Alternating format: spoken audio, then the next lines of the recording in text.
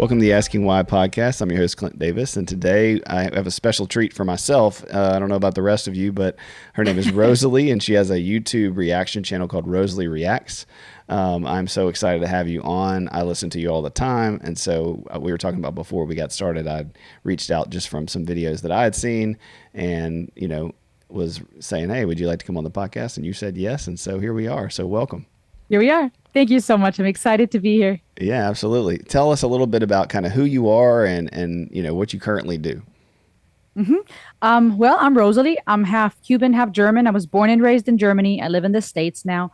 And what I do is I create content. My YouTube channel has kind of taken off. I've done all kinds of things over the course of time, degree in counseling psychology. So I worked as a therapist working towards my licensure. Then I worked as a full-time teacher and integrated some of that in my teaching style, if you will. And now being at home with my children, I started the YouTube channel where I would review music from all around the world. And my goal was just to dive into the psychology behind the lyrics and the music. And a singer-songwriter myself. So I've tried to find a way to combine music and psychology. And the reaction channel happened and has been taking off ever since. That's awesome. So how did you get into that? Like, what was the idea behind the reaction video? Did you watch stuff before? Did you, kind of what's your story in that? Well, it's funny you say that because there was a time when I did not understand or appreciate reaction channels. I thought it was silly to watch someone watch something, and it almost seemed silly to me, that idea. It didn't really watch them myself. There was no interest. Again, didn't fully understand the thought behind it. And so as I've been trying to create content, I just generally like to be entrepreneurial. So even being at home with children in between full-time teaching, I would work on my music and put it out on my channel, or I would start a mentoring and tutoring business, if you will, called Elliott Education, where I mentored and tutored students online kind of after the pandemic happened. The door opened for that. And so I've always been looking for creative ways to monetize, to bring extra income, to be creative. And so I thought, why not, start a YouTube channel and start reviewing music, because that I noticed that was a trend, and just thought that might be one way to create a channel that actually has potential. And shortly into the process, I started realizing or remembering, if you will, that it's easiest for me if I keep it international. If I tried just to review the most recent top 40s radio mainstream, that wasn't for me. Not only because I don't really listen to that type of music as much, but also I don't think I would have a very happy audience, because I have quite a bit to say about, what the music industry does with people and the messages it feeds in various subject matters. And so even just starting and getting some of the criticism when I had some things to say allowed me to hone in on what I do enjoy, what I am passionate about. And so I quickly just started listening to music from all around the world, which I already have been doing for all my life. And that came much more natural. And then integrating it with the psychology and talking on topics. But teaching, ultimately coaching, mentoring people has been that red thread throughout my life for as long as I can remember. And so naturally, the channel has been morphing into this more of a reaction channel, into a community where I want to speak into people's lives, encourage them, where I want to use that reaction, if you will, as a stepping stone to address interesting topics and subjects that matter. And yeah, then it just kind of took off, and I realized, actually, I like this, and I'm starting to understand the psychology behind why reaction channels are so unique. But again, I want mine to be of more substance. Yeah. So that's how it happened. And it kind of just kept going and growing. And then I started treating it like a business ultimately, because I realized I have to put all of it into it if I wanted to have potential. Yeah, it's definitely, I've gone back and watched some of the, you started, what year did you start the reactions on Rosalie Reacts? Last year, actually, I believe. Okay, I started it at the end of last year. And I didn't start consistently posting until like spring of 2022, of like last year. I thought so. Yeah, I went back and watched a year ago, which I've been actually, I guess I might not have realized when you started, because I've been, watching the channel for at least 9 or 10 months. So I might have been right after you started and just didn't realize that you were a newer one. Because I never really paid attention to it either. The first time I started watching reaction videos, I've seen here and there, but I started watching, I think is when The Search came out. And I went down some rabbit trail with reaction videos from NF for people that, and so I kind of started watching it from there. And then I realized like there's this little community of reactors who, when something new comes out, and especially in the music industry, I don't watch films as much. I kind of go down the music rabbit hole. Okay. But I started realizing like they're all kind of the same people, and they all have this Yeah. following, and there's not really that many. That's what's Yeah. so crazy. I mean, there are millions Yeah. of people who react probably, but when I type in, NF reaction to, happy or Mm-hmm. whatever, the same like 25 people come up, and then there's just Interesting. like a bunch of people that I don't know and, not really Yeah. connected to. And Okay. you're in that group, which is really Yeah. cool. But my point is like, yeah, there's a little community of people there that you kind of feel like, and I don't know about, Yeah. you, but I know doing this podcast and speaking all the time, it's been an interesting dynamic of running into people in public, or people will come up to my table at dinner and they'll That's say, "Hey, I, awesome. listen to this episode, or I see one of your therapists," and they act like they know me, and Yeah. and they're super nice and super encouraging, and I'm like, awesome, and I'm super extroverted, so it doesn't bother me. But after a couple times, I started realizing, well, I do the same thing, like getting to meet you right now. I Yeah. feel like I know you from listening to you from a Yeah. year and watching you talk for hours on content, Yeah. and hear little personal things within it. And so anyway, Yeah. I think it's a cool world. It is. I agree. Definitely is a community. Even seeing some of the same people comment on various videos, if you will, or making cross references. It's pretty neat. I agree. Yeah, so you definitely have in this last year quickly, kind of developed I mean, like you said, you hit 100,000 subscribers, right? What was that, Yeah, yesterday or pretty the day much. before? Or, It was yeah, the day before yesterday. I think it was not this last night, but the night before. I mean, that's such a huge Yeah. accomplishment. What did that feel like? Well, to be honest, it's still a little surreal. And it's interesting because, on one hand, I'm so excited and speechless and overwhelmed. I'm really humbled. At the same time, it's weird how when you keep growing in life and doors keep opening, because if you keep adjusting your goals, it just feels like another stepping stone. So, but where before it would have not been fathomable, I would have not even thought. And then it happens. My mindset has been changing to now I'm very excited, but I'm on to the next thing, if that makes sense. Oh, it I'm makes not going to sense. stop here. Yeah. So it's a lot of joy, a lot of excitement. It feels like a huge milestone, but my mindset has changed. It's interesting. It kind of, I guess, goes with money and many different topics too. When our mindset and relationship to things change, we start viewing things differently, right? For example, when you deal with finances, as an example, and you start moving away from a poverty mindset. And I'm not speaking prosperity gospel or anything weird like that. I'm just speaking of making wise choices with money Yeah. and such. Something that when we were kids, where it would have been a lot, say $10, Oh, right? yeah.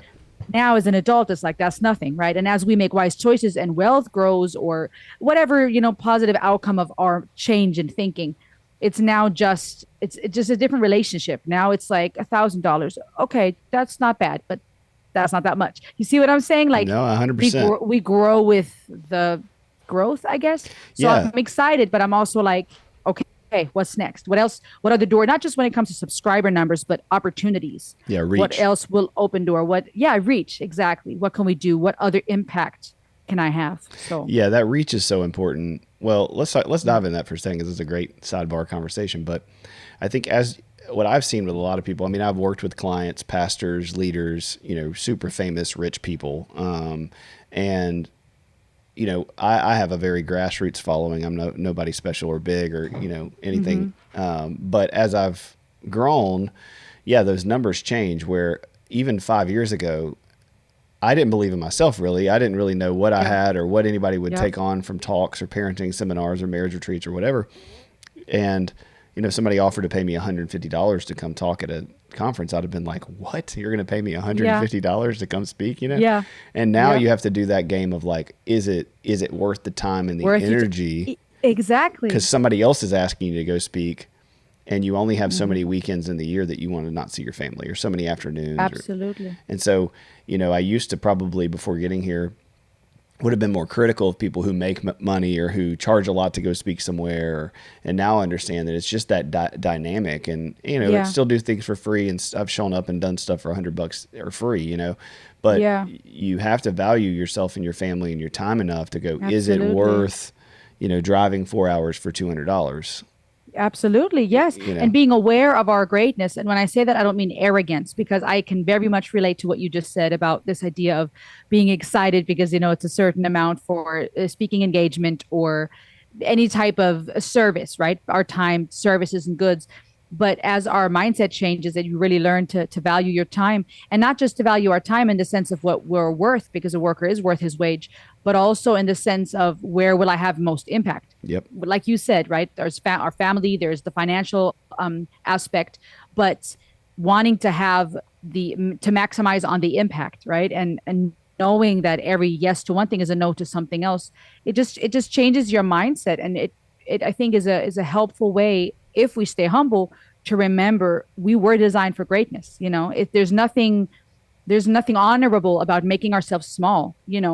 Um, it's good. Especially even in the face of the haters that go, "Who do you think you are?" You know what I mean? There's nobody is served when we live a life like that. This life is too short, and we miss out on being able to empower other people to be great as Yep. well, and to value their time and their gifts and who they were created to be. Yep, that's so good. Yeah, and I think a lot of that comes down to family trauma. There's so Yep. many people, myself included, Oh, who, you don't want to be too big because people have said, "Well, you think you're too much," or you think you're so smart, or you didn't follow the family direction, or you didn't do these things. yeah. And I've heard people talk about, they go to college and they get a degree, and now their family's like, "You think you're better than us."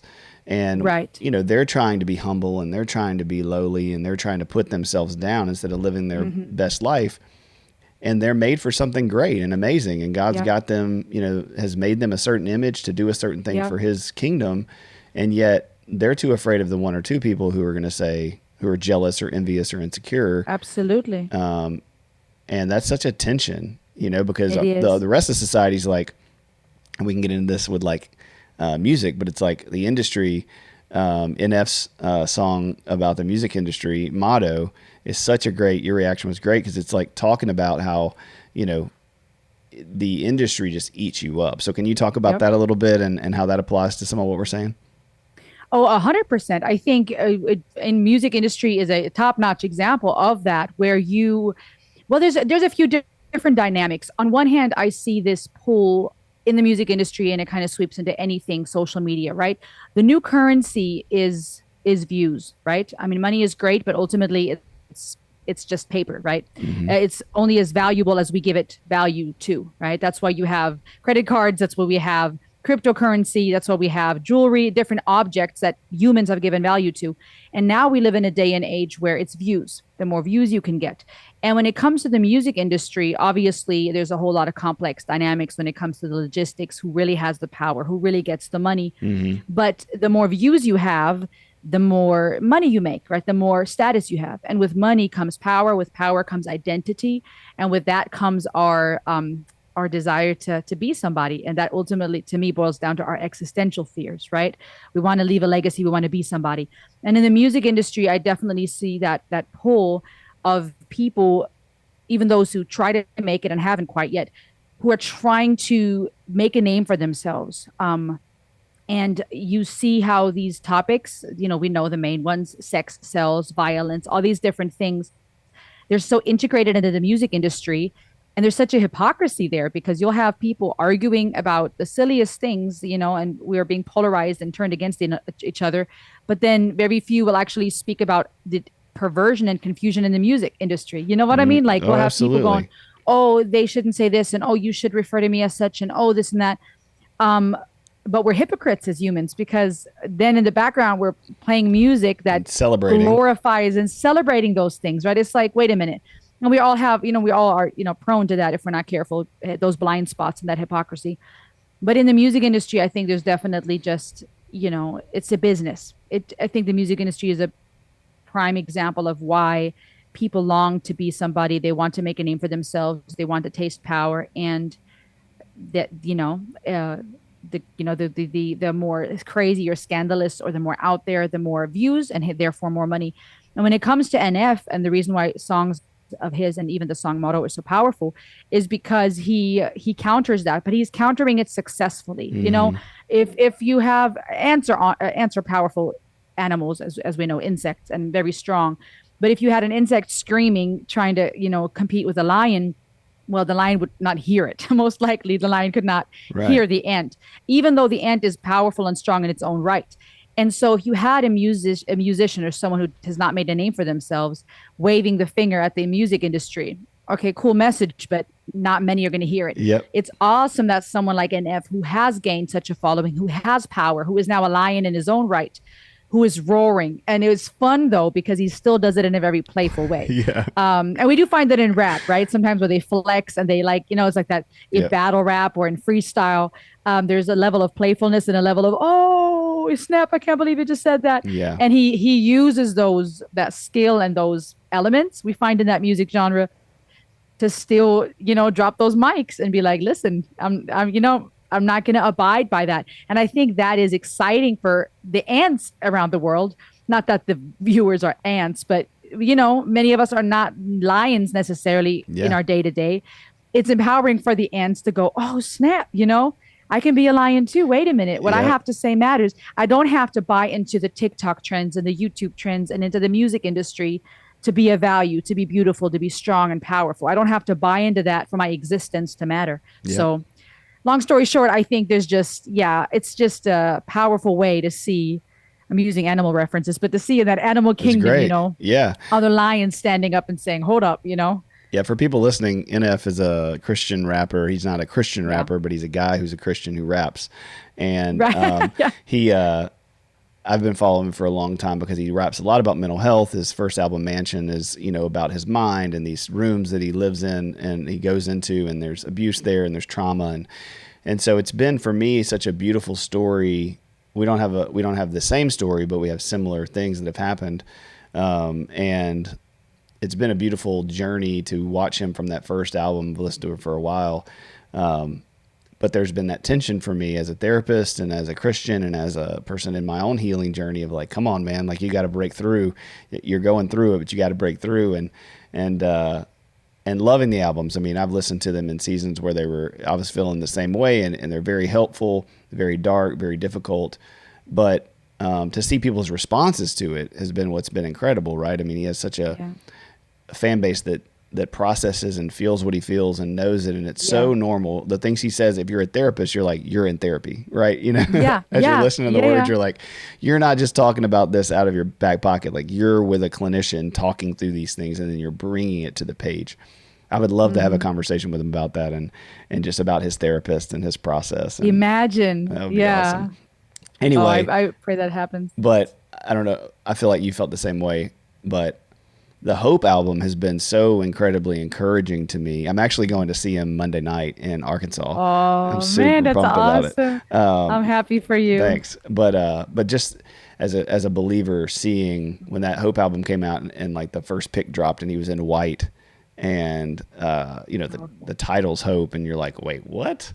And I kept courage to title it that too, by the way. Oh man, yes. But like having a baby and getting married and all of those things, like what a message, what a Christian message to the world in a secular environment. So anyway, what did you feel about all that, and how have you similarly like processed some of that? Well, I'm still on the journey of exploring some of the remaining songs on the Hope album that I want to bring to the channel. I have listened to a few of them and gonna keep doing so. But I can definitely relate to what you said, and it's been interesting from the reaction channel standpoint. Because if I would have listened to it just on my own time, I would have probably had a similar response, crying and laughing and sobbing, and maybe diving even more into my own personal trauma as I listened. Mm-hmm. When I'm doing so for the channel, of course, there's wisdom required for me to be vulnerable and real, because I do promise my viewers real conversations. So I don't want to be someone that's already seen it ahead of time or puts on some spiel. I have no interest in doing that. But with being vulnerable, of course, comes that risk, right? Because there's something weird about recording yourself crying. Because of course, nowadays with the world we live in, some people do it as a trend, and it's weird. You can tell this is just fake. And I don't find that, well, I find it weird, but I also find it unhealthy, right? If people just, put the camera on and cry because they know it's going to get clicks. Yep. But at the same time, they'll do anything to get a few. Absolutely. Ooh, anything. But at the same time, of course, when you are a reaction channel and it's truly making you sad, the tears will flow, right? So there's this weird tension even for me about like, I'm showing people this, even though I, not a Hmm. fan of that type of stuff. But at the same time, I want to be authentic and real. So I'm going to show them. And there's been times I still had to edit it out because I sat there for a Yeah, moment just mansions for crying. I'm like, sure. oh yeah, or like, how could you leave us? Yeah. Oh yeah. And I was not, for one, I don't want people, watching me for 2 minutes crying. It was to get a little too Snot deep. coming down your. Yeah, it's just like, okay, forward, fast forward, still crying. Oh, fast forward. So of course I'll have to edit some things. But to me, I felt comfortable enough to show people my emotions about it because it was for a purpose. Okay, Yeah. so it wasn't just, oh, watch me cry and subscribe. You know what I mean? Yeah. It Yeah. was it You was let's have definitely a real don't come across like that at all. because Zero it's percent. I'm glad because Yeah. it's real. Like, especially How Could You Leave Us was very personal. And I felt comfortable enough to show that because I thought, okay, I did promise them real talk, real reactions. All right. But we're going to use it for a purpose. This is Yeah. not so people just watch me cry. This is not so people can pity me. This is so we can have a connection, right? We all are connecting with this song in different ways. Now let's talk about it. And that's something I think also people forget is that therapists need therapists, mentors need mentors, and it takes such wisdom, though, to be vulnerable and show what I just explained, but then also to be wise with how much you go into. Because when I share some of the personal stuff, I still keep things general. I don't go into specifics about who or what, Right. because not everybody has the emotional intelligence or maturity or desire to listen with wisdom, right? We have people that are going to be quick to be polarized. If I told them who I'm referring to in my life, I don't want them demonizing this person now. You know That's what I right. mean? Like, so there's this wisdom of how personal you get. And that's something that I like about NF, that he's open about it. But you still see the growth. He's not staying in that place of misery that we sometimes like to stay in because it becomes our identity. Yep. You see his growth. He's working through it. He's taking us with him. And if we do, even as therapists or professionals or mentors, if we do share parts of ourselves, I think the point is that it is for the purpose. That's something I've learned also through reading Dr. Yalom's books, who I often quote, um, who was more focused on existentialism and those Hmm. things. He too, in his books, when he shares these therapy session snippets, he will, if he shares something personal, it is for the purpose of helping the client. Right. So there's still wisdom in those dynamics. And I'm going on a ramble. I'm sorry, but No, you're not. You're good.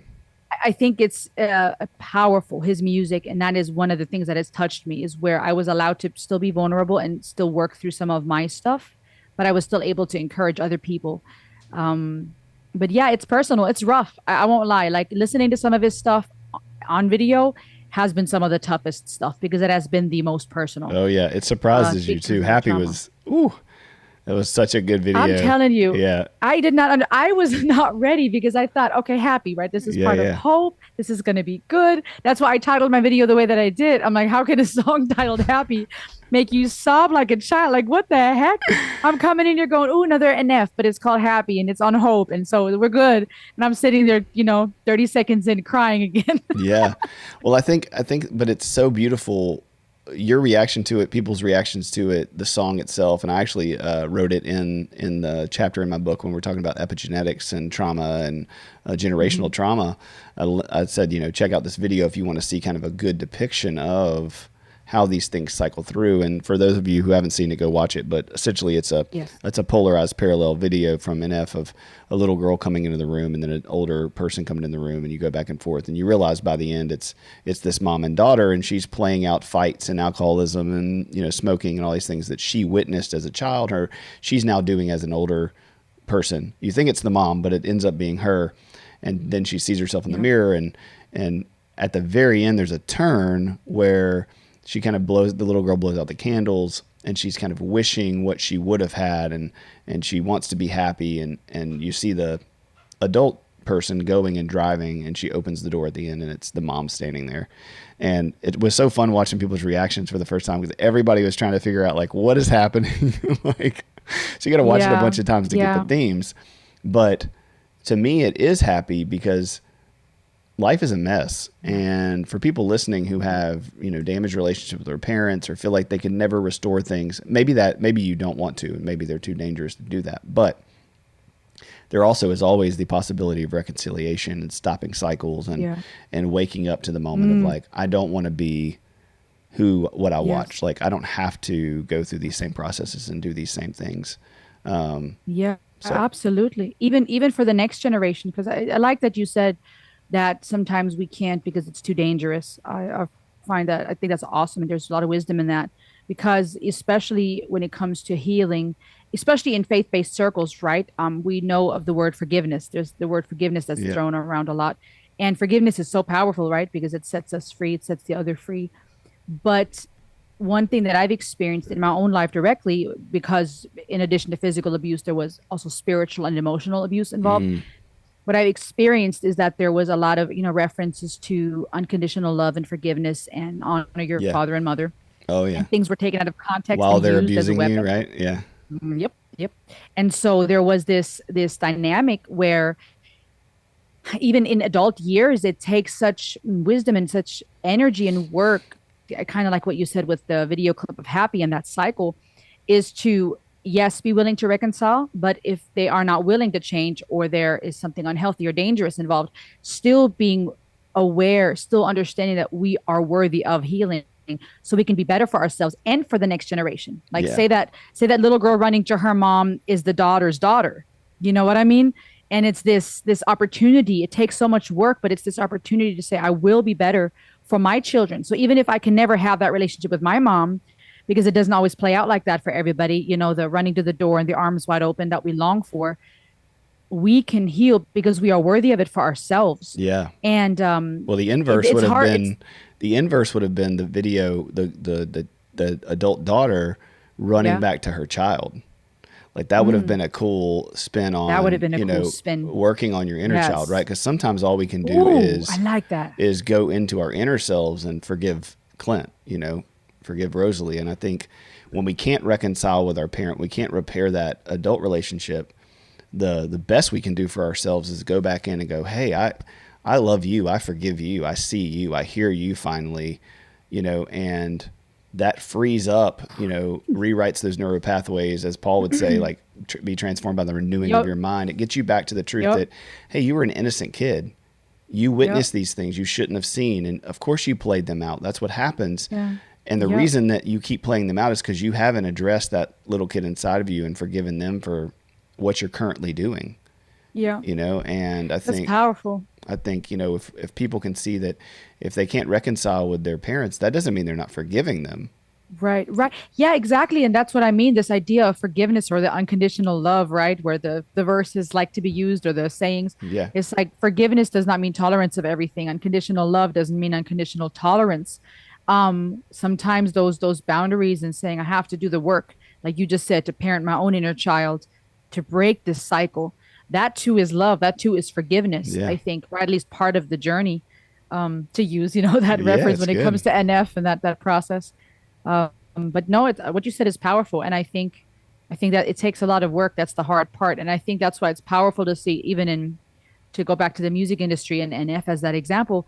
It's powerful to see that he went on that process. It has been a process of years. I mean, plenty of people go way back when it comes to being an NF fan Oh yeah. and have been part of that from the get go. And it's years. This was not a, oh, we're going to release 3 new albums in the span of 6 months and we're going to be healed. And I think that's a great reflection of what life looks like. Like you said, it's messy and it's a process and it's not going to happen overnight. And it's nice to have people that lead that path and Yeah. pioneer and show everybody else through music. Hey, I'm in this too. Yeah. It's beautiful. Yeah. I think it's, there's a Dr. Terry Hargrave. I think he talks about there being a difference between salvage and restoration and forgiveness. And so, Ooh, yep. forgiveness is I recognize what's happened to me and I name it, right? I go, wow, I was Yep. abused, I was neglected, I was abandoned, I saw things I Right. shouldn't have seen, and I need to own that. I need to acknowledge Yep. that that was not supposed to happen. And from a Christian perspective, Right. we can go, well, that wasn't Eden, right? God intended Eden. He intended Right. shalom and harmony, and anything outside of that is going to have consequences, Right. and I'm suffering those consequences. And then the Yeah. second part is to put ourselves in the other person's shoes, into our parents' shoes, into our ex-husband's shoes, and whatever it is, and go, well, why did that Yeah. person do this?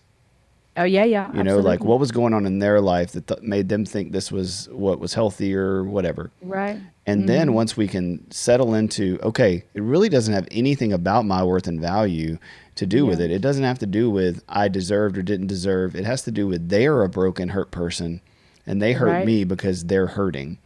Then we can Yep. kind of release and go, I forgive you for your imperfections and who Mm-hmm. you were and what that did to me for years, but I'm not going to walk in that anymore and let it poison me and Right. poison other people.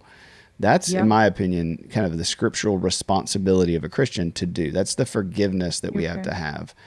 Right. But God doesn't say you have to trust 7 times 70. Woo, woo. I like that. I'm gonna have to use that. Go ahead, Oh, snap. right? Oh, I'm gonna use that. He says, don't put your I'll trust in quote you. I like man, that.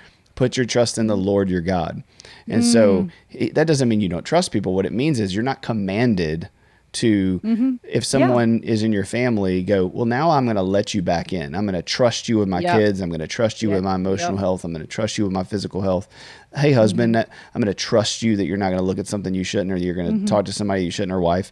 And Yeah. that comes with discernment and that comes with accountability. And that Yeah. comes with the other person taking personal responsibility and saying, hey, will you Yep. forgive me? Will you Yep. reconcile with me? And here's what I'll do in my life to make sure this never happens again. Now we Yeah. can Yeah. Yep. rebuild trust, right? We can Yep. rebuild those Yep. bridges between us that can hold this heavy stuff. And I Absolutely. think as Christians, we've taught a lot about forgiveness in that first part and then said, well, now forgive it and forget it and move on. Yeah. And Mm-hmm. that's not a biblical mandate to let people back in your lives who don't change and who continue to abuse you. And I think that's spot does on. that make Yep. sense? 100%. And I think there's a lot of wisdom in that.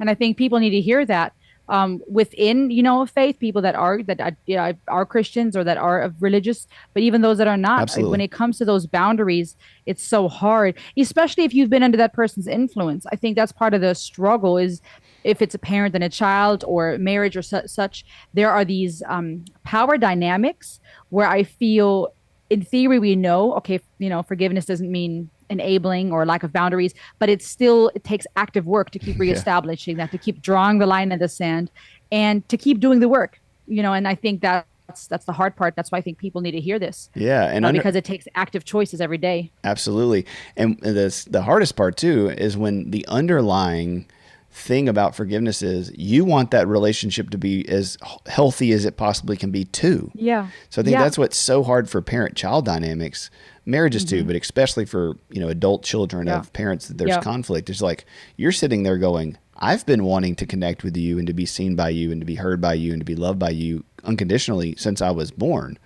So Yeah. you think Yeah. you want it, you think you want the relationship. I want it more than you, but you're not Oh my allowing goodness. there to be safety and validation and connection. You're still Yeah. wanting to use me as your child to validate you from what you didn't get. And until that Yeah. process stops, it's just going to be a constant cycle. That's sure. Oh my goodness. I need to take notes up in here. I told you this should have been the other way around. I need to interview you. No, This is, no. oh my goodness, 100%. So relatable. I can see so many people just being like, yes, yes. Absolutely. Spot Well, on. well, I mean, I think that's why I was excited to have you on, is because I value kind of how you're so sharp with your responses and your reactions Thank you. and so let's get into that a little bit with our time left. We got 20 or so minutes Sure. left. So Okay. why do you think music, but especially like reaction videos, because you alluded to it earlier. My wife makes fun of me all the time, like I said, like about the reactions because she doesn't get it. Yeah. But like there's Yeah. there's nothing better for me than seeing people react to something as emotionally as I am and process it and talk about it when I don't have anybody to talk to about it. That's why I was so excited to have you on, because we could talk about it in F. And Yeah.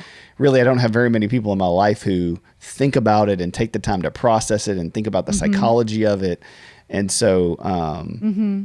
it's like a real live reaction with you, which is awesome. So That what? is cool. Yeah. Why do you think? Well, two things. I'm rambling. One, I think there is some toxicity and some. It speaks to our disconnection that we need reaction videos. Yes. So Yes. I hopefully agree. people build relationships outside of it. But the other side is, the benefits. So can you just kind of talk about that dynamic of the That what? duality there. Yes. Yeah. I think to start with the toxicity, I'll start with the negative, and then we'll end on the positive. Yeah. I think the toxicity, for one, to your point, you just said the word disconnect, right? It's called social media, but we live in one of the most unsocial, antisocial eras of our time, if you will.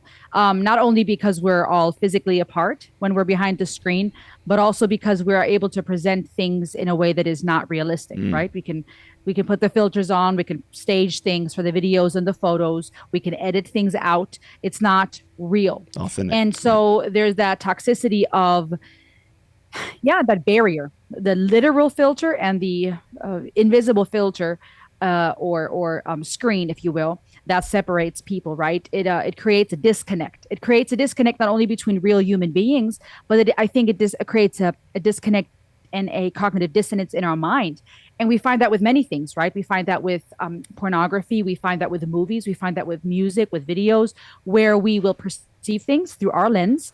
And we forget that these are real people on the other side of the screen, right? We are able to lie to ourselves and Hmm. create this idea that it is what it is, Yep. right? Or we either belittle what is not right because it's just on a screen, or we don't fully take the time and slow down to process what's really happening here, right? Yeah. Even with music, right? So that's where the toxicity comes in, and we could talk about that for hours. It's such an interesting topic, but I think yeah, we have that cognitive dissonance of, again, even with the filters, of perceiving a picture, right? Someone staged their food or the table or their family in a wonderful way, and we think, oh, wonderful family, great marriage, respectful children, oh, he or she looks fit, oh, they look like they have money. Yep. And our brain receives the message, but there's that disconnect because that's not what's really happening or what it took to create said photo. Hmm. And we will know that this is not reality in theory, but I think you said something powerful earlier with those neuro pathways, right? We keep seeing that even though in theory we know this is fake, this is not really reality. Sure, that couple fights, and sure those kids scream, and sure that man or woman struggles financially sometimes. We will know in theory, we will practically not perceive that though. So I Hmm. think our mind will keep telling us this is what it should be, this is what you should look like, this is right. And it's this other, you versus me. Same goes for opinions, polarization, Yep. right? We'll look for that bias confirmation, and we see that in reaction videos, people getting upset if you critique something they love, Yep. um, or wanting to hear someone affirm what you think and feel, and getting angry when they don't. So there's a lot of that lack of accountability. There's a lack of refining because we can say something hateful and then exit out. Yep. We can swipe to the next thing, right? Overstimulation. I think Ren said something like that in a short of his a while back, where he said, we were not, if it was him or somebody else, we were not created for that many opinions. No, That's no. not natural. Yep. We weren't designed to be so bombarded with, everyone has an opinion. Whereas back in the day, musicians, they made music, and those who liked it came to the show. Those who didn't, Yep. Well, we didn't have an come. empathy. We run out of empathy. We A when we hundred hear about a percent. shooting in West Virginia, or a teacher who said something about a Yes. kid in West Virginia, and then all of a sudden we have all this empathy and energy towards that, but we don't to the Mm-hmm. people that are literally in our city and in Spot our on. town and in our Yes. house. Then A yeah, hundred we run percent. out of it. And it desensitizes us. I Yep. mean, I've debated. I don't know it if I will or should, but I've debated even talking about that a little bit on my channel when it comes to more recent events where, and I won't name any names right now, but where certain person allegedly, I don't know all the details, claimed to have been in an abduction case, and allegedly, again, it turns out that was not true. That was a hoax, and it's weird because personally, I felt from the get go something was off, but I didn't know. I still don't know the details. But the problem with that is that it's the crying wolf situation, where those who are true victims will be less heard then, and the masses will either not be interested, right?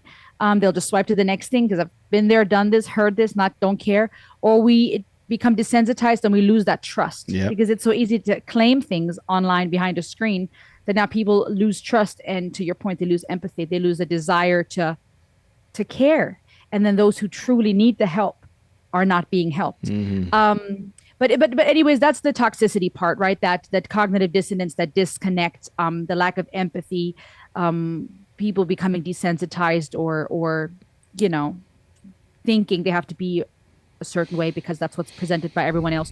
The positive, however, to answer Hmm. that part, I think I'll take it back to what I feel like music has been for mankind since as long as we know.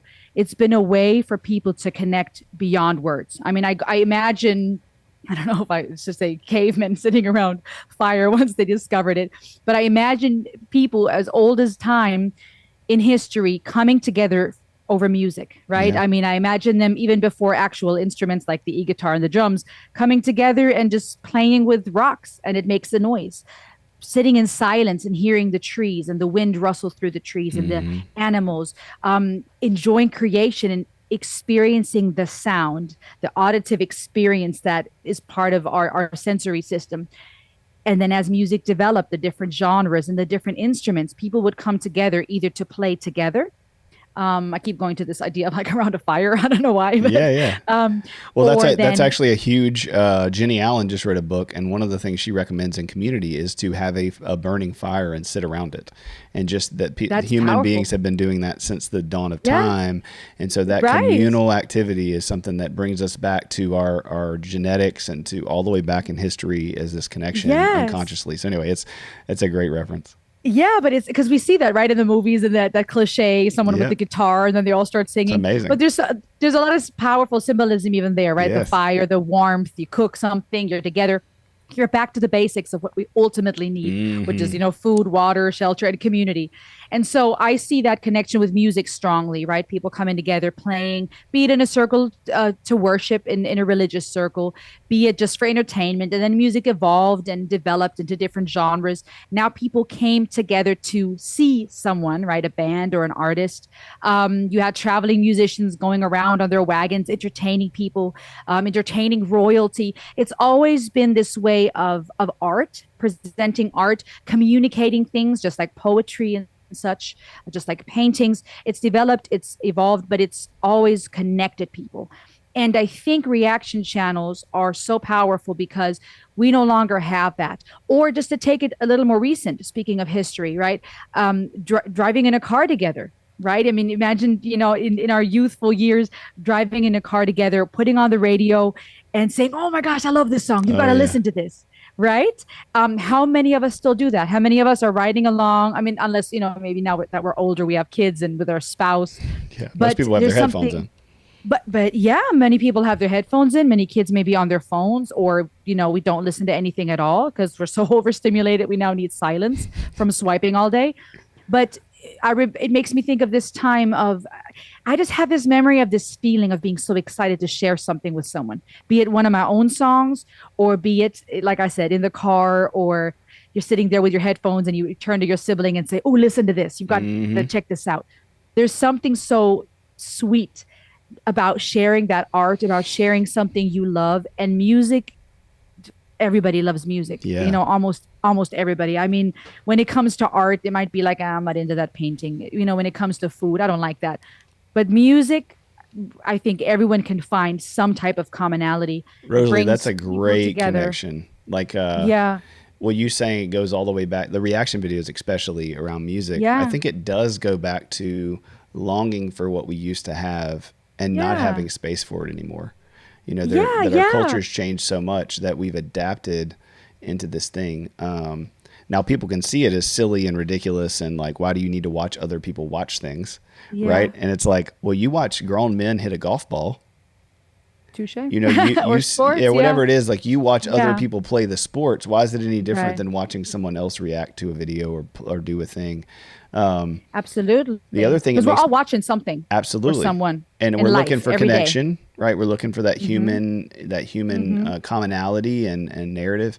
One of the Mm-hmm. things that makes me reminds me of is the selfies. Have you ever heard of the kind of process for selfies? So a lot of times we I hate don't think on so. like these younger kids because they take selfies and we'll say, well, it's Right. narcissistic and all you do is care about yourself and Right. you turn the camera up and you get the duck lips and and those are some very unhealthy Yeah. things. I'm not saying they're healthy, but what I'm Yeah. saying Yeah. is that one of the things about science is that or cultural changes is, when you and I were kids and we went to the zoo, or let's say we went on a field trip to New York or whatever, right? What would we do? We'd take a Well, camera. yeah. Our parents probably would. Yep. Somebody would capture the moment. Yep. Yeah. And then we get home and we'd send that film to Target or Walmart or whatever, Yes. and then we'd Yeah. wait for that film to come out, and then we'd make a what? A photo album. Well, I think it depends. Yeah, photo album or the. I was thinking of the. I can't think of the word right now. Sometimes I would put them in like my journal, and I Right. would like comment on them. And then when friends Type of come over, collage. yeah, friends Yeah, come over, show you're them the like, photo album. dude, look at this. Look, I saw this lion at the Yeah. zoo. I saw Paris. We went and saw the Statue of Liberty. That's what we used to Yeah. do. And it was a way to Yeah. You're right. show, hey, this is what I saw. This is cool. Well, then the Yeah. internet comes around and the phone comes around and high res photos come around. And who wants to look at your picture of a lion when they have a professional photographer in Africa with 4K resolution showing you the best tiger ever, right? Yeah. Everybody's seen it. Everybody's been exposed to it. So what teens Yeah. started to do was they started to put themselves in the picture where they're at, right? To give themselves context to say, it's not just that I'm literally here. I'm with this thing. I know you can see it, but I'm still trying to tell you my story and my experience of it. It's not just about That's this interesting. this Yeah. Yeah. concert or about this thing. Now that also has a toxic side where guys stand literally with an iPad and film the entire concert you're at, and you're Of like, course, and they're not what are present you to it. doing, bro? That makes a lot of sense, though. And I think I know I often go back to that in my reactions lately, but I think it really goes back to that desire for existence, those existential fears we have, even if they're subconscious, right? Yep. We want to capture those memories. We want to share them with somebody else. For one, to prove I was here, Yep. right? We say that in the Nightwish song, "We Were Here," right? That powerful anthem makes me think of the Dr. Seuss movie, Horton Hears a Who, right? We are here, we are here, That's right? right. This desire to exist, this desire to have a voice, and if you can capture it, I mean, that's why parents used to take pictures of these family outings. You want to hold on to that moment because what is life if not the memory? What is what is our existence if not the summary of where we have been, where we have breathed and experienced life. And of course, to your point, it can go overboard, but I think there's a desire. And I think another factor with selfies is that there are, because of the lack of connection, there are less people to take a picture of us now. I Yep. mean, as parents, we know our spouses, we were still there to capture our loved ones. Sure. But the young generation, if they don't have someone like that loves them so much, they want to capture the other's joy. Who else, might as well take a selfie because you have nobody else that's going to capture that for you. Ooh, that's good. That'll preach right there. Yeah, yeah. But I think it ties back to even what we said with music, that desire for connection. Because you said it well when you said we're all watching something, right? Even if it's watching sports or watching someone, at a store, and a lot of times in things that are crazy will catch our attention more, shock value. But even just to see going through a store and complimenting someone, the hunger for, I love doing that once in a while. I'll be in a store and you could see a person just trying something on and just looking at them saying, "Oh, that looks so good on you. Beautiful." And you see their face light up like, "Oh, thank you." Oh, yeah. It's a little easier here in the States than in Germany. In Germany, I get a little more skepticism. Like, what do you want from me? Because culturally it's less common. Oh, yeah. But it's so fun to do because it's like you can just see the hunger for people to, and to me, that's not narcissistic. To me, that's just this No. idea of they matter. For a moment, someone acknowledged them and praised them. And, you don't know the backstory of every person. Of course, they may have some deeper trauma and hurt that makes the hunger even more significant. But it's, yeah, with reaction channels, it's allowing people to come together. And I see that in the comments, a lot of people that don't have others to share that with because maybe their friends don't like that heavy metal or whatever. And so they're looking online for like-minded fans, Yeah. or to relive that moment. And that too, to me, is just core existential desires. We want to go back in time. And so to be able to see how someone reacted for the first time and felt, it allows us to relive that moment of the first experience. I mean, and to me, I'm just like, if that's not existential, Oh, yeah. or hunger for existentialism, like take me back because I can't literally go. So I don't know. There's a whole lot of psychology behind it, but Yeah, it's if great. it brings people together, that's why I want to do what I want to do with the channel. If it brings people together and actually encourages them to choose life, that's good, right? We could talk about music all day long and be excited about this band, but if the band is speaking something of truth and we can use that to change someone's life just a little bit, then hey, I'm all in. Absolutely. And you do it beautifully. I mean, I think anybody who's listening who maybe doesn't even know what we're talking about reaction wise, like Yeah. go check out her channel and maybe she's done some of your favorite songs or maybe, some of the controversy in the world. You really can have discussions through the medium of music and what's his name? Tom, you've done, Tom McDonald. yeah, like you've done Yeah, several Tom yeah. Oh, McDonald sorry. videos, and you I've know, done a few of his. yeah, it's Yeah. you do a great job with finding that balance, like hearing the truth, but also going, well, this is kind of baiting this, and this is Yeah. playing off of this, but this is still true, and I think that's Yeah. it's such a great way, another way, just like a podcast, to be able to have nuanced conversations Yeah. and discuss meaningful things in our country right now and in our world, Yeah. and dialogue back and forth in a loving way where we actually get to truth. Yeah. I think there's a lot of wisdom in that. I think that's part of the struggle is when people don't talk about that anymore because it's humbling, right? It's humbling to be wrong, to have a Ooh, conversation where it's like, let me hear why you feel this way. It's so hard. I mean, especially the more emotionally invested we are, yeah, and music will get people emotionally invested more than many things. absolutely. Before we go, I want to ask you about, have you done, I meant to look at your channel last night, but I just saw it yesterday. Have you done a reaction to the new Jason Aldean song yet? No, but I'm actually thinking of doing it. I'm torn. You I've should. been debating. I think I should. I've been debating in general doing more than just world music, and Yep. I'm still trying to decide. Like not anything crazy. I really don't want to just, feed into the polarization. Yeah. But I've debated doing more, every so often some content that deals with things that are not just trending but also interesting topic wise. Yeah. I I think, may have to. I may have to. yeah, my suggestion is what I wanted to talk about with it is, and if you don't know, Jason Aldean just came out with a new song called Try That in a Small Town, I think is the title. Yeah. And we were talking this morning, me and some therapists met, and I went and listened to the song, listened to the lyrics, and then I watched like a bunch of my favorite reactors, and Uh-huh. nobody was mad. Literally everybody is going, I don't understand what the Yeah. anger about is. And when I told the Mm-hmm. guys this morning in our group, I said, who's mad? Like, this is kind of the problem with our society right now is who is mad? Like, this is taken Yeah. down from CMT. There's all these things. And listen, I do think that it's, and you can react however you want to. I do think it's a Mm-hmm. play to the heartstrings of some things that are good, and then there's some things Mm-hmm. about it that I'm like, like I see what you're doing here. I see kind of the Mm-hmm. bait here. And I can see why a person who thinks a certain way would be mad, even though there's nothing to be mad over, if that makes sense. Right. Of course. Oh yeah, and I think that's all intentional. I think Yeah, they're not. it's all monopoly. I Yep. mean, even using certain footage and that could be polarizing Yep. is part of the spiel because that's how you're going to go viral A when hundred you have percent. people fighting over it. Yeah. That's why it's so important to. And now I should know way more about politics and the news than I do. I don't watch the news that much because it's just depressing. Don't do it. But yeah, I know I don't do it. But I think that's just a prime. We forget it so easily, but that's just what is the word for this? Um, Basic warfare strategy, Yeah. right? A house divided itself can't stand. A country divided itself can't stand. You get a group of people fighting. They're distracted from the real enemy, Yeah. and so we forget that so easily. But that's basic. Yeah. Just Well, to encourage strategy. you, I think you do a good job in the way that I try to do a good job of being, honest and in the middle, right? Of finding the Hmm. balance. And I think we Hmm. need more people speaking into the culture in that way, in a way that Hmm. you do, where you do a really good job of finding the middle ground and saying, okay, I'm going to be honest about how I can see how this is going this direction, or this might sound Yeah. this way, but it's Hmm. still true, but we could say it this way. And I think your psychology background and your study of people and humans and just kind of who you are personality wise, if I could speak some life into you, I think that that's such a rare thing in our time, because you're not just talking about music from the sound or the technicality of it or the politics, and you're not trying to do it to clickbait.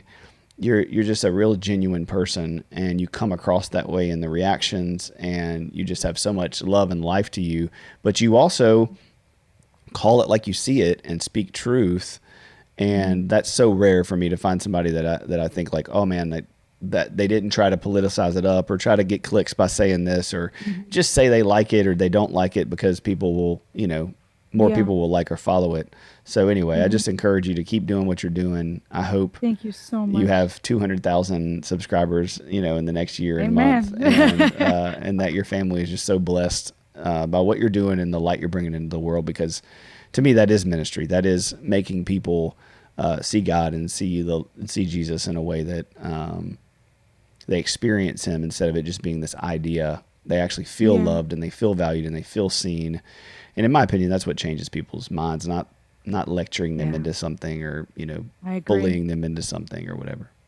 I agree. Thank you so much. That really encourages me. And Good. that's what I want for the channel. I think that that's more that we need that more and more Well, you're doing it. for sure. I mean, you're I'm doing it. trying. You're doing an amazing job. I mean, Thank you out so of the much. people in the world who get 100,000 subscribers to a channel, that's incredible. And that just I believe it. not being polarizing and not being ridiculous, it Yeah. speaks to how valuable the truth of what you're sharing and how you're doing it is, because it would be easy to be dramatic and get followers, but you're doing it in the middle, Yeah. and that's amazing. I'm trying. It takes self-control sometimes because even just I that James bet. Aldean example, I thought about reacting to it, and my initial thought was like, "Oh yeah, this could be easy to get like views, right?" There, Oh yeah. my mind definitely goes there of being like easy to talk about how this ain't this and that.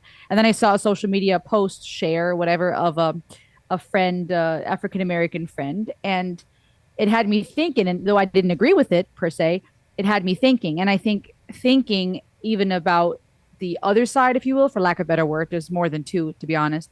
Oh yeah. It is still humbling because it makes me go, okay, let me also take that part into consideration. Let me not be so quick to be so reactive because I'm definitely capable of it. Like thank God for editing tools, That's right. and the knowing that I'm still have to present myself a certain way also is good for me to be accountable to not just go crazy Cuban. No, it's good. I So mean, you're very it sharp with helps. it and smart with it, and I think it's super helpful as a professional who does this every day. I Yeah. look for that nuance, and you got it going on. So, Thank you a so lot of much. light and health and stuff is going to come through the work that you do and continue to do. And anything I can do in the future to help you, man, I'm around. So, It means a ton coming from you, from an expert and a professional like you. I'm looking forward to maybe collaborating or having another conversation sometime because I could see the audience that watches my channel just to gravitate towards what you have to share and your expertise. There's so many people so hungry for that. I mean, even just, and I don't want to keep your time either, oh, but I'm fine. even just when you said certain things like speaking life into me, or you said some of the things you said, I was at the verge of being in tears. And I think sometimes people don't understand that. I had people comment on songs that I've been emotional to, saying things like, "Oh, that therapist needs a therapist." And I laughed and I thought to myself, yeah, absolutely. Like people don't realize we all need somebody. So Oh yeah. so just right back at you. Thank you for speaking life back into me. I think that's so powerful. Is that we've been created and designed, and all of us have different platforms, and God knows where they're still going. That's why I'm so excited about this channel growing because while I have goals when it comes to subscriber numbers and monetization, I've been recently thinking, and even telling my husband, I'm wondering what else there is because I have ideas, right? Even as my little ones Mm-hmm. get older, when it comes to what this can be beyond a YouTube channel, when it comes to products, when it comes to services, when it comes to speaking engagements, because that's what I used to do during my times in seminary. I would Yeah. travel and preach and speak and lead worship, and there's so many opportunities when you have people that are willing to listen. Well, It's yeah, also a huge responsibility. it is. But you're also young, and you're like I Yeah. am. We're in the what I call the little kid stage. We Mm-hmm. got little kids under 10, Yep. and they're our ministry, and they're the people that we should be taking care of Absolutely. and loving on, and our Absolutely. spouses need our love and our support. That's right. And you're That's still, right. doing amazing work and reaching, Mm-hmm. hundreds of thousands of people, Yeah. but you're not done. You're right. Like Right. you're Yeah. one day, very shortly, your little ones are going to be in their next stage, and they're going to be teenagers, and they're going to be doing their own thing. And let me prophesy a little bit. Like everything you're doing right now is so unique and so special as a person, and it's already blowing up without being able to be completely free of children. And I don't mean that in a negative way. Yeah. I just mean No, no, no. It's ministry true. wise. It's hard to juggle. It's a lot. Yeah. So 10 years from now, right? You're going to be able to be doing stuff that's so impactful with the maturity of being a mother and a wife and all the things that come your way that you connect with in this next decade. I just see as being such an amazing voice in our community, faith wise, but just to the general world looking for hope. Um, Yeah. you're going to do it, and you're already doing it in spite of being Yeah. restricted in so many ways. So please don't ever, whatever your own stuff is, like I know I have it, I'm going to get off this Yeah. Yeah. podcast and say it to myself because I'm, nervous, but whatever you have going on, don't let those lies like infect all of the good that you're doing and that God is using you for, and that obviously people are loving, including myself. So That really encourages me because there was a time in my life. It's funny because when we look back into life, the youthful, ideas of immortality, they give way to reality and getting older. But a lot of it was things that either happened or choices that I made that took me from a place of being so sure of all the great things that were in store. Right, I just knew God had big things, and people would speak it into my life all the time, and I started identifying like that. My identity Hmm. was great things. And then as I got older and reality hit and the real world outside of the holy mountain seminary, right? And choices that I made and sin that led to consequences and such. Long story short, I got to a place where I worried, where I was afraid that God, to put it in Christian terms, God's anointing was gone, right? The Mm. calling, that it was ruined. Nope. And over the years, God has been restoring. But I think, and I'm going to get emotional and personal, but I think in the back of my mind, even though I have been seeing redemption and I've been sharing with others, look what God's doing, redemption, and God's been restoring and forgiving. I think in the back of my mind, I think there was still an idea lingering of it's still not what it should have been, if that makes sense. I Yeah. saw redemption, I saw things being restored, but it was like, but it's still not the mountaintop. It's still not plan A. It's like, and I didn't want to look at it as plan B or plan C because that's just depressing, right? We have got one life and oh no, we messed it up. But it's been hard to shake subconsciously this feeling of, yeah, but you're never going to be that great. You're never Yeah. going to be what you were called to then. Like it's restoring and everything's kind of working out for good because, Romans 8:28, but it's never going to be the greatness that you were called to if you would have not done that or gone down that path. And so what you're saying is very, very encouraging because, you know, That's what we're feeling. Hey, who am listen. I? No, you're somebody, and that's how we all feel, Yeah. right? Because it's not untrue. Yeah. Um, like I said earlier, we have that feeling because that is the echo of Eden. Yep. No Yep. matter what we did, it is not going to be Yeah. the mountain because the mountain's coming. Right, the mountain for us is eternity, right? It's Christ's return in full restoration where he creates us to he makes in us how God sees us. And that's the thing Yep. that Jesus did is he made a way that we are not yet Powerful. fully restored Yeah. to how we're going to be, but God Mm-hmm. already sees us that way. That's what Jesus did is that God looks at you and he looks at me and he goes, "You are the mountain." Right, I see you as holy and Beautiful. set apart and set aside and seated in heavenly places and washed white as snow, and you stand in Christ's righteousness. And I mean, your sin is cast from the east to the west, like universe to universe, not North Carolina to California. And and and Satan comes in and goes, he doesn't see you that way. You screwed it up. You're not doing the ideal. You're not living the most, full life that you can because you did this before you got married, or you did this before when you were a kid, or this happened to you when you were a child, and now that's corrupted and that can't be used for what Right. it should have been used for. And our answer has to be yes, that's true, and yet Yeah. God, Yeah. because But God, yeah, yeah. He's the one who's going to do in us, even in our Yeah. worst, even with filthy rags, amazing, beautiful things. And all of those, like, I think that's why that Romans verse is so important to really understand. It's like he's taking all of that into consideration, Yeah. right? He's All not things. Yeah. surprised by our screw ups. He's saying, Right. knew you were going to do it, and I'm going to use it to do the mountain thing. The mountain thing wasn't Yeah. without sin and without brokenness. It was Right. because of that the mountain's even achievable. And I think if people can get a grasp, if we, all of us, because I'm preaching myself a little bit Yeah. here, can get a grasp of that and realize that's the mountain, that's the success, that's the thing we're seeking is connection with God and time with Him, and Yeah. then the rest of it doesn't matter.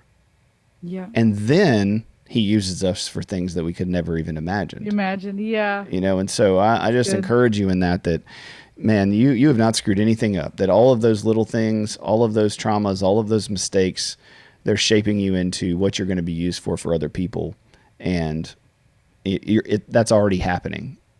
You're already doing that. You're already at the mountain, but Exciting. our own struggle is like going to the next mountain and the next mountain and the next mountain. And the Yeah. thing Yeah. is you were enough as a molehill. I like that. That sounds like a cool T-shirt. That's right.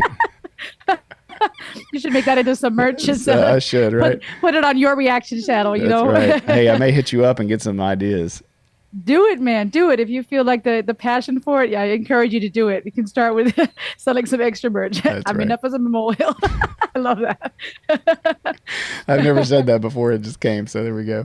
Oh There man. you go. That's sometimes the best. Those are sometimes the best, merch ideas, like to recreate. Like that's what I like doing. I have a few ideas I still have to work on, but things like that are catchy that you say in passing, Yep. and then it just becomes a thing. Excuse me. That's right. And yeah, and then I just slap it on a t-shirt, be like, there you go. Yep. Well, That's look, awesome. thank you so much for your time. I know you got to go. I really Well, appreciate it thank and you. value this time together. Likewise, it's been such and such an honor, and I'm looking forward to maybe having you on my show sometime and Yeah, I would love hearing what you to. have to say. I think the viewers need more of this. Trust me. Absolutely, they do. The world needs more of it, and I'd love to come on and connect with you. And I'll send you an email for address and stuff, and I'll send you a copy of the book, and you can tell Oh, me what I'd you be think. And honored. then, if you think that's something you Yes. want me to come on and talk about, I'd love to do that. I would love that. That's a great idea. I really appreciate it. It's been exciting and such an honor to talk about some deep, deep, meaningful stuff. Some great conversations. I hope Absolutely. everybody can appreciate that and dive into it. Yep. Okay. Thanks y'all for listening. Rosalie Reacts. Go check out her YouTube channel. She's on Instagram and all the socials. Check her out there, That's right. Rosalie Reacts. I'll link it in the subscription and all that. But thank you guys and God bless.